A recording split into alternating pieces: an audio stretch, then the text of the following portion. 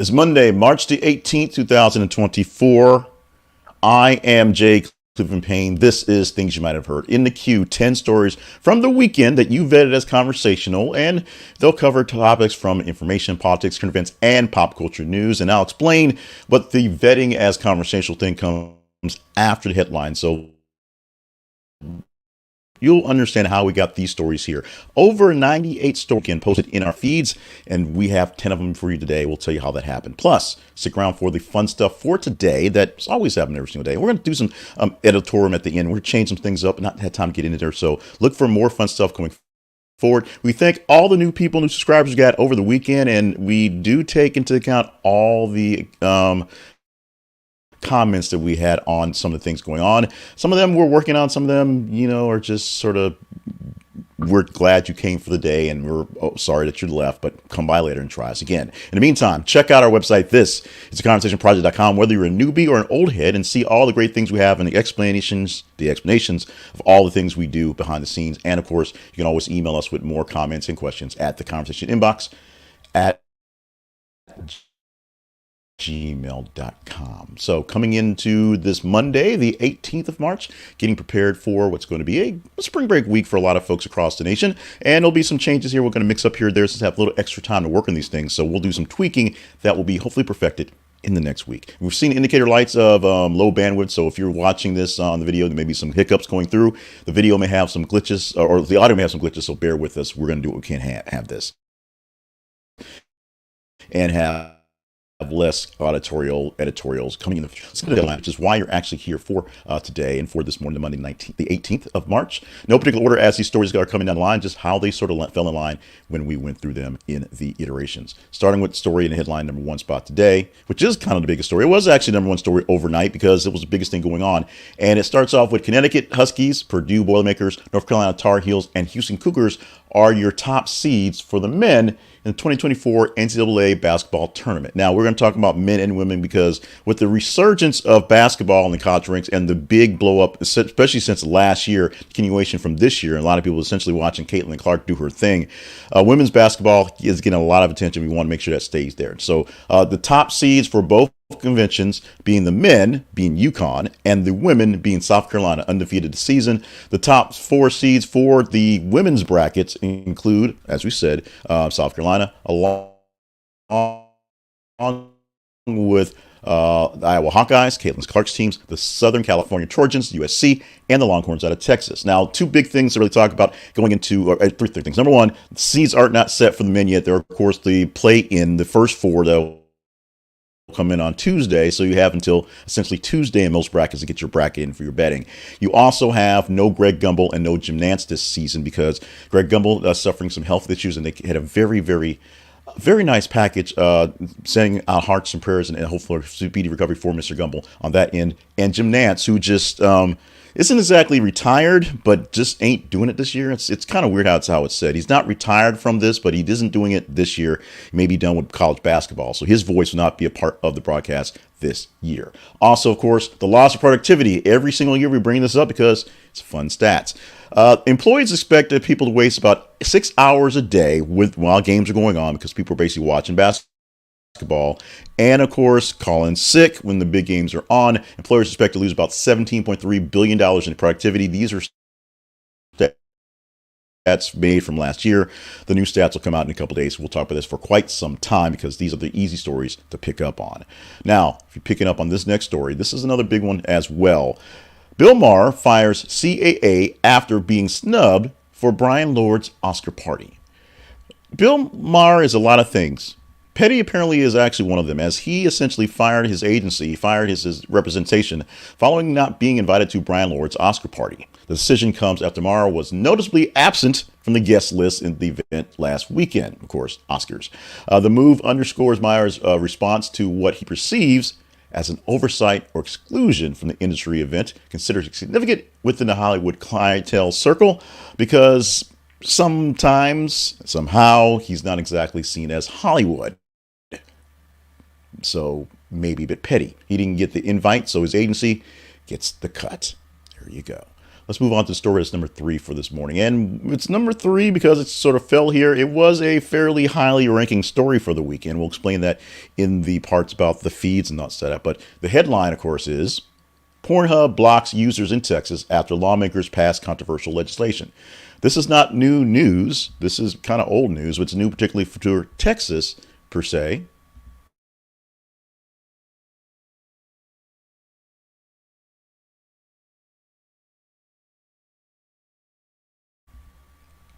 Because Pornhub. Now, many states have enacted laws that make you have some sort of age verification to access this pornography site. I live in Arkansas. It has age verification for getting into the site. Don't ask me how I know that. But Texas now jumping into the bandwagon as well. And because of that, Pornhub essentially says, you can't get in there, period. The blocking software, the blocking age verification issues make it harder for them to make money. Somehow they're making money still. They haven't been shut down yet. But for places that are having issues with verification things and other things to sort of block them on purpose, it is what it is. Now, the wording behind the bill is essentially to keep underage people away from Pornhub, which is a good thing. But what it basically does is it puts a barrier in between the whole access point and makes a lot of people just don't want to click that button, don't want to put their ID on there, don't want to put themselves on possible watching your online porn. There's the problem. There's a solution. And there's also is the problem. And we do Pornhub stories here for the Conversation Project and things you might have heard, as we say often, because you guys respond to them, you guys react to them, you guys vet them as very conversational. We do it for the clicks. Next one is also for the clicks. This is a show that I wanted to get into. I could not, but it's back. A lot of people loved it so much, but were very upset when it was canceled by TNT. Saved for one more season. AMC is going to save Snowpiercer for its final season, and it will air in early 2025. Of course, delays for production because of COVID, things like that's going to happen. But canceled last year because TNT could not either find a way to pay for it. TNT also did some shifting in their plans of action, and they have money problems as well. But AMC is going to pick up the bill and pick up the tab and get some show. Show is based off a book about a dystopian future where all the people on Earth's population are living in this train. Literally, the land is frozen, so everyone alive is on the train, and it shows you in very, very, very stark detail, very, very crassness, if you will, the difference between the haves and the have-nots and how they actually survive on this train forever, even though the train literally cannot stop or they all die. Check it out on AMC this year for the final season of Snowpiercer. The story at number 5 this morning: Smokehouse Creek fire in Texas Panhandle 100% contained. This is some finally good news on the fire. What is now essentially the largest fire in Texas history is now 100% contained. That doesn't mean it's out. That just means they have everything under control, everything's surrounded, and nothing is out of the ordinary way that can kind of spread to something larger. We'll know more about the actual efforts to rebuild the land that was lost and reclaim and all the stock lives and the actual lives that were actually lost in this one. But this is one that we have some good news for finally after the weeks of just dealing with this blazing fire. Story we have that's number 6. Close every single U.S. store for 24 hours after Aldi and Costco revealed shopping blackout. 24 hours? Why 24 hours? Because it's Easter Sunday. All TJ Maxx's, Marshall's, Home Goods, Target, and Costco's, because Target and Costco and Aldi said this, are going to be shut down on Easter Sunday. It'll be a very, very boring Easter this year because stores are giving their employees time off. Whether you're going to use it to celebrate or just take a nap, it is there. Walmart, no time off. Walmart's still open. Although Sam's Club, I believe, is going to be closed for the holiday. Walmart will not. So you have that to deal with. Complain about that one this year. But we do have many major department stores, many major outlets, and Aldi, the grocery store, which says they are going to be shut down for the holiday. So get your shopping in on Saturday, because Sunday, I guess you're going to the movies. You want to go out someplace because the stores will be shut. There's a TJ Maxx. Now, here's an interesting story that popped up that I put in there just to see how the response would be. And you guys really got into this one. Headline reads for number 7: Universities consider firing staff and cutting courses. That's not the news. As foreign student enrollments plummet. I have talked on this show, this program, on this channel in various places about colleges, universities, enrollment. I work for a university, so we have very much serious issues with enrollment, and so that's a big thing where we're always looking at, okay, who can we pull in, and sometimes who's got what budget we're going to cut, who's not going to be able to get this stuff, what computer equipment can we not get, and sometimes can we afford this staff. It's a very serious issue across the nation of us, U.S., and of course, this is looking at a big thing in the U.K., specifically where the story is, as they're not seeing foreign students come into the U.K. Post-COVID boom has not actually become a boon, as people from various nations that they expect would be coming into their very prestigious British institutions are not showing up. This is something that is universal. It's a big deal here in the States, where we did a lot of money from people who want to come to the States to see what they can see and learn, they can learn, and probably get a foothold in the United States in their work life. And for the European nations, especially in England, UK, where there's a lot of prestigious schools there in London, in UK, and across the nation of the British nations. And they're seeing things where they may look like having to cut off costs because they need to survive, ultimately. Number 8 story for this morning reads, Lyft and Uber say they will leave Minneapolis after city council forces them to pay drivers more. More cities are basically enforcing laws for the pay of Lyft and Uber drivers as gig people, but also minimum wage costs and actual benefits for things, and get general, guaranteed time, things like that. Because of that, Lyft and Uber, these two, the largest, they're pretty much it in ride sharing. There are other ride sharing folks out there, but this is pretty much it. You're looking for somebody who's basically the top of the line. They are going to leave. They're pretty much leaving because they don't want to pay the drivers there. What does that mean for the city of Minneapolis and cities like that? That means less drivers to get you around places, which is number one. So I'm sure there'll be, like I said, there are other rideshare folks that will essentially pop into this thing. And without good public transit or a good taxi system on its own, we'll see people have less issues getting around, essentially. What's it going to mean for Lyft and Uber? Well, less money for them, less exposure for them, less a chance to promote themselves, if you will, and some people may think more jerkish behavior on what's going on. Why don't you just pay them more? Well, there's issues with that. Some cases they can pay them more. Some cases they can't actually pay them more for good or for ill of what's going on there. You can say they keep saying record profits and yada with businesses going in all cases, but you have to take Lyft for whatever they say and Uber what they say for what they can't do, and their choices, just cut bait. They have that choice. They can do that if they want. Here's an interesting one. Gypsy Rose Blanchard deletes social media after a probation officer warns her it could get her locked up. And what's not said is locked up, essentially. Again, Gypsy Rose Blanchard, who was released from prison in December after serving over 7 years for her role in her mother's murder, has deleted her social media accounts. This decision was influenced by her parole officer. Basically, the parole officer concerns that her social media activity could jeopardize her parole status. Essentially, being an influencer is one thing, but posting your life all over the gram and showing things going on, and maybe looking foolish or doing things that are silly and out of the way, could look in a bad light for your parole officer and keep you out, or keep you from being stepped out of jail when you're supposed to be using good behavior. So while she gained literally millions of followers days after joining social media, which is also another weird thing as it is, she's dropping because it might get her back in trouble. It might put her back in jail. So the fame is definitely not worth the jail time because she can't post a gram when she's behind bars. Not legally, at least.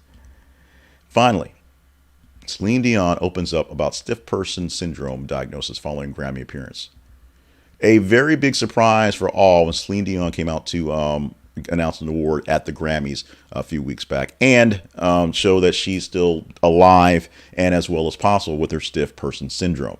She's thanked her fans and supporters for all the love she's been gotten for this ordeal she's going through, and did it at the Grammys. And of course, that was the big story in that one. So she's actually about to release a full documentary, or it's going to be released, done by Irene Taylor, who followed Dion for more than a year, of the documentary, which shows, her life, her loves, and how it is in the private life, and also the struggles, because it's during the time that she was diagnosed of stiff person syndrome. Stiff person syndrome is a rare neurological disorder characterized by progressive muscle stiffness, muscle spasms, and rigidity, typically in the muscles in the back and upper legs. You literally can't move around. You have to do nothing but sit there, and on top of not being able to move, muscle spasms make it even more painful as your muscles get stiff and you can't move them anyway. They're moving on their own. It's a very, very serious disease, and in most cases, I would do my silly Celine Dion French voice for things. I used to do that a lot.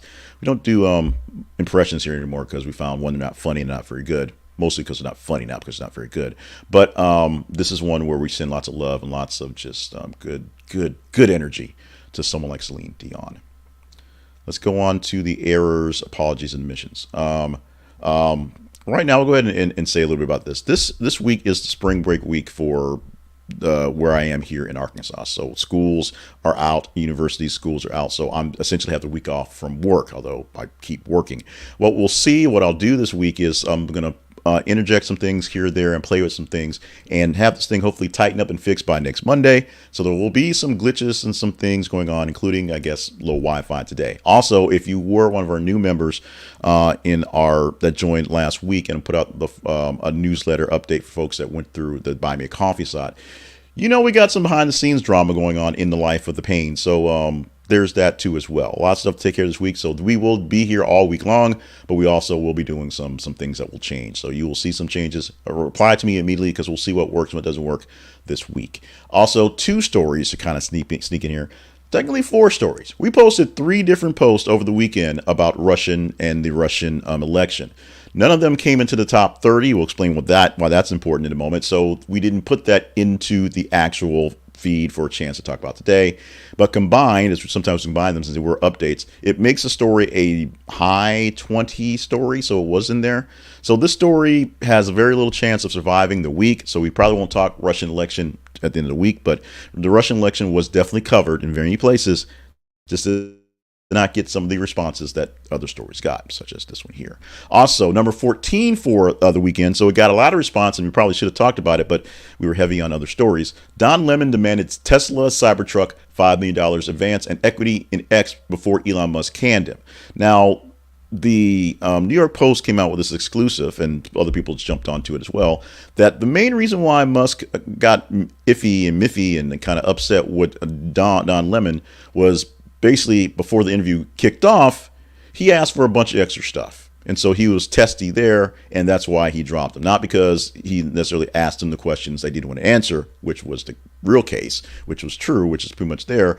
But it was basically because, Don asked for a whole bunch of stuff. Don got really, really, really sort of handsy early, if you will. And that was the real issue behind the scenes. We'll see if that is a deal or no deal, but we know that Don Lemon will be publishing his stuff on YouTube, which essentially is free, and whatever people have sponsoring it will sponsor going forward.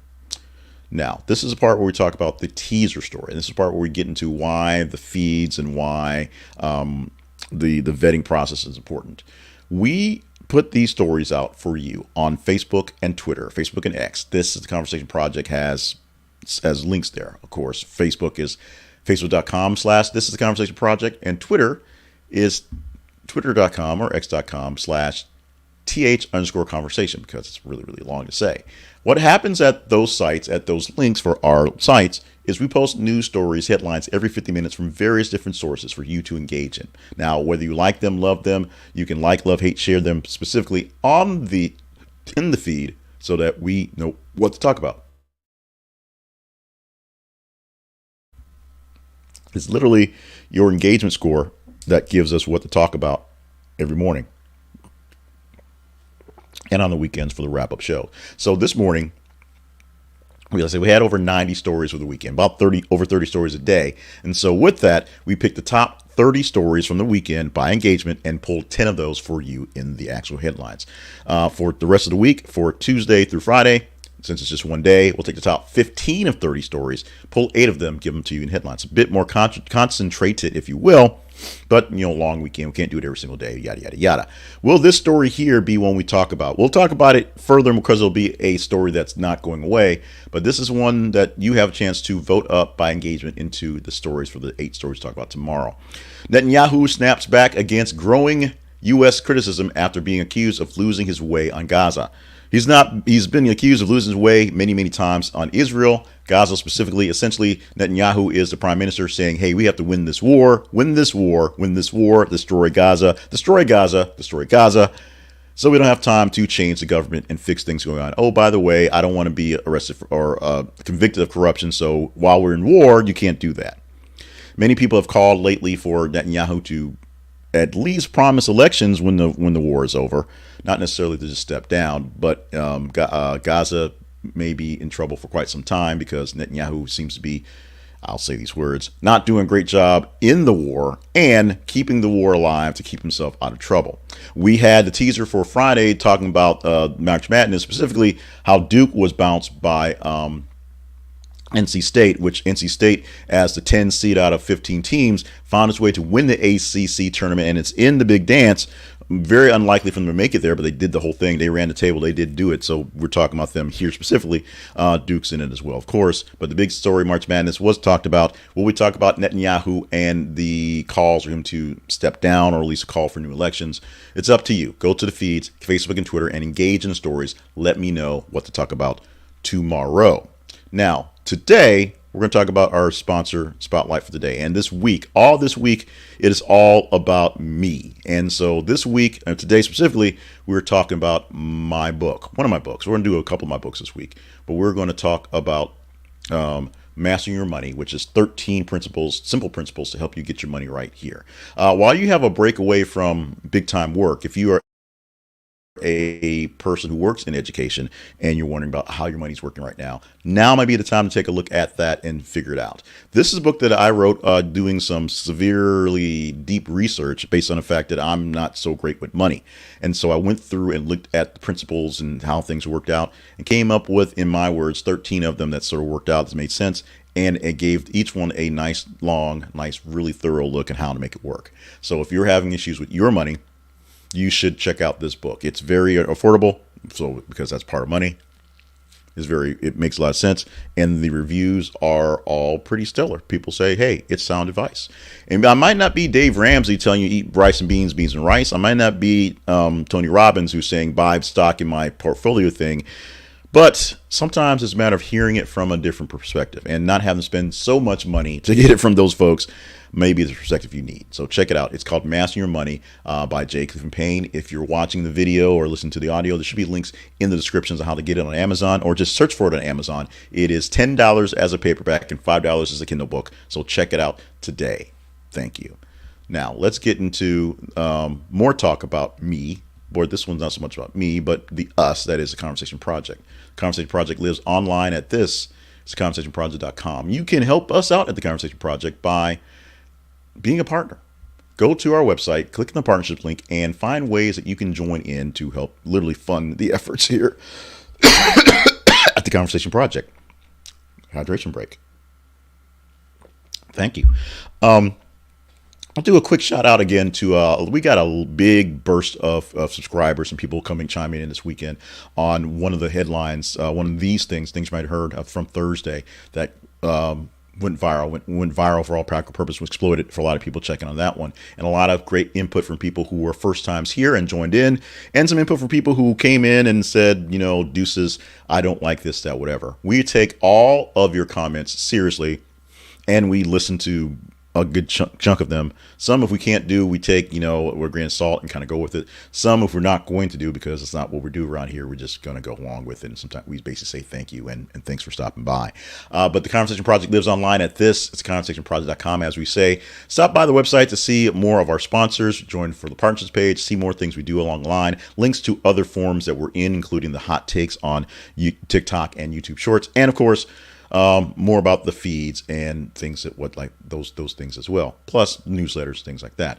Email us anytime you want to at the conversation inbox at gmail.com, the conversation inbox at gmail.com, and that way we can talk for free. The free stuff is the important. Go to the email and do that. Check us on the feed so we have the stories to talk about. Those are the important things to do. The other things help a lot. So if you're in the mind for helping, we will take the help. No bit of help will be discouraged. We'll tell you that much.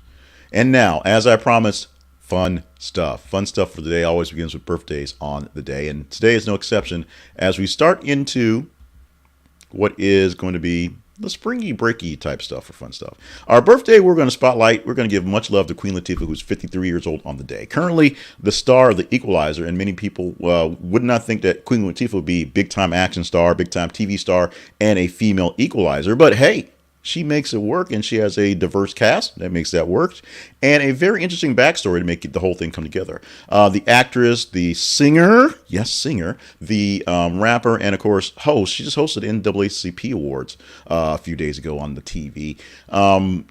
Does it all. She cannot be stopped, so don't try to stop her. Don't even try to contain her. Just go along with it. Queen Latifah is 53 years old on the day. Also, birthday wishes to Mark Rowe, who's 61, and Adam Levine, who is 44 years old today. Today's history lesson goes back to Lord Stanley in 1893.